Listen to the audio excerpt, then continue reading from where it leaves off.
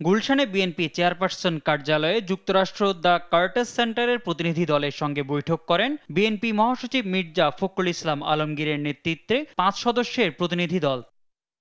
বৈঠক শেষে দলের স্থায়ী কমিটির সদস্য ডক্টর আব্দুল মঈন খান বলেন, বাংলাদেশের সার্বিক পরিস্থিতি ও নির্বাচন নিয়ে আলোচনা হয়েছে। নির্বাচন সুষ্ঠু এবং নিরপেক্ষ করতে গেলে যে অনির্দিষ্ট কোনো সময়সূচি নিতে হবে তার পেছনে কোনো যৌক্তিকতা নেই।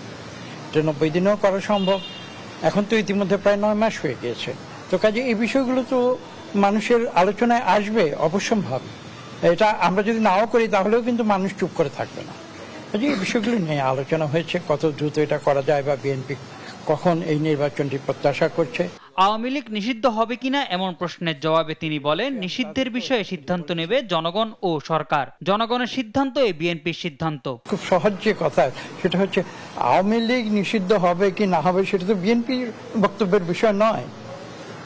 একটা নির্বাচন কমিশন সিদ্ধান্ত নিতে পারে, সরকার সিদ্ধান্ত নিতে পারে। যেসব রাজনৈতিক দল আওয়ামী লীগ নিষিদ্ধের কথা বলছে তারা তাদের বক্তব্য বলেছে।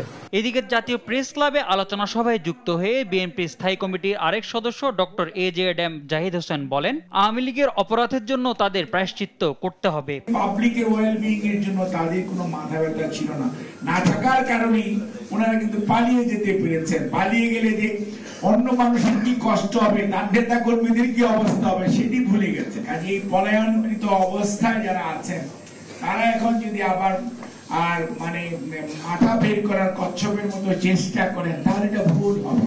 মনে রাখতে হবে যে পাপ করেছেন এটি প্রায়শ্চিত্ত বাংলাদেশের মাটিতে করতেই হবে। অন্তর্বর্তী সরকারকে শক্তিশালী ভাবার কোনো কারণ নেই মন্তব্য করে দ্রুত নির্বাচনের রোডম্যাপ ঘোষণা করার আহ্বান জানান বিএনপি নেতারা। মোহাম্মদ সাকিব, দেশ টিভি, ঢাকা।